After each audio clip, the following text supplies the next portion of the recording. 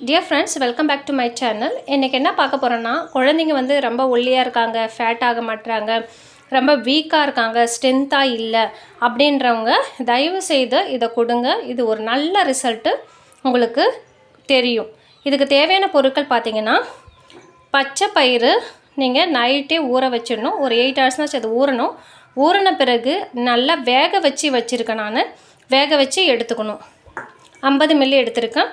போதுமான அளவு அவல் எடுத்துருக்கிறேன். 2 டேபிள் ஸ்பூனு வெல்லம் எடுத்துருக்கிறேன். 3 முந்திரி பருப்பு துருவி வச்சுருக்கேன். நெக்ஸ்ட்டு ஒரு வாழைப்பழம் எடுத்துருக்கிறேன். 3 டேட்ஸ் எடுத்துருக்கேன். இதை நல்லா வாஷ் பண்ணி வச்சுருக்கேன். அடுத்தது 4 பாதாம் எடுத்துருக்கிறேன். இதை வந்து நம்ம என்ன பண்ண போகிறோன்னா, அரைச்சி எடுத்துக்க போகிறோம். அரைச்சி எடுத்துகிட்டு காய்ச்சிக்க போகிறோம். அதை தான் இப்போ பார்க்க போகிறோம். இப்போ பாருங்கள் ஃப்ரெண்ட்ஸ், இப்போ நான் என்ன பண்ண போகிறேன்னா, பச்சை பருப்பு எடுத்து எல்லாத்தையும் கொட்டிக்கணும். அடுத்தது அவல்,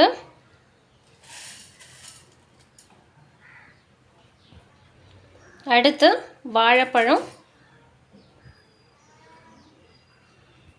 டேட்ஸு எப்போவுமே நீங்கள் வந்து வாஷ் பண்ணிவிட்டு அதை சீடு எடுத்துகிட்டு யூஸ் பண்ணிக்கோங்க.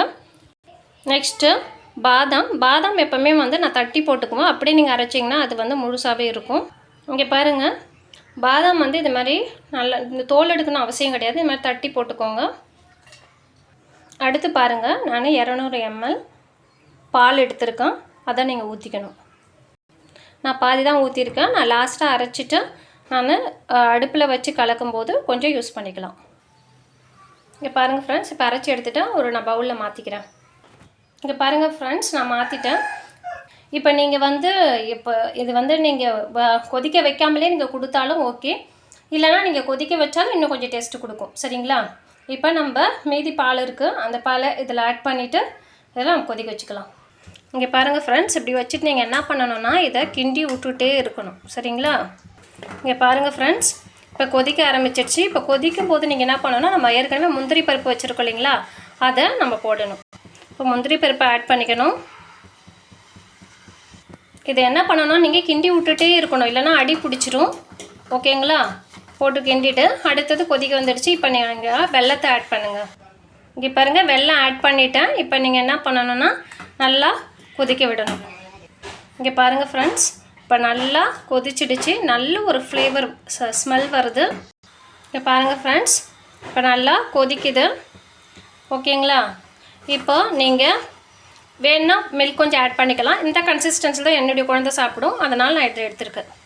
டியர் ஃப்ரெண்ட்ஸ், இது ரெடி ஆகிடுச்சு. பாருங்கள், இது ஒரு ஹெல்த்தியான ரெசிபி. குழந்தைங்க வந்து சரியாக சாப்பிட மாட்டுறாங்கனாலும் நீங்கள் வந்து இதை செஞ்சு கொடுங்க.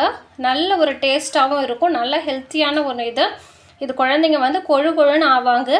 நான் வேணால் என்னுடைய குழந்தை பிக்சரை போடுறேன் பாருங்கள். இதை அடிக்கடி நான் செஞ்சு கொடுப்பேன். விரும்பி சாப்பிடுவாங்க 1 வயசு குழந்தை.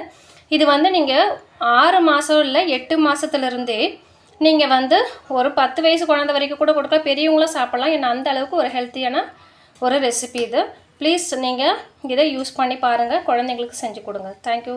இப்படி உங்களுக்கு பிடிச்சிருந்துன்னா இந்த வீடியோ நீங்கள் வந்து சப்ஸ்கிரைப் பண்ணுங்கள், ஷேர் பண்ணுங்கள், பெல் பட்டன் ப்ரெஸ் பண்ணுங்கள். நான் உங்களுக்கு கண்டினியூஸாக போடுற வீடியோ உங்களுக்கு வரும். தேங்க்யூ.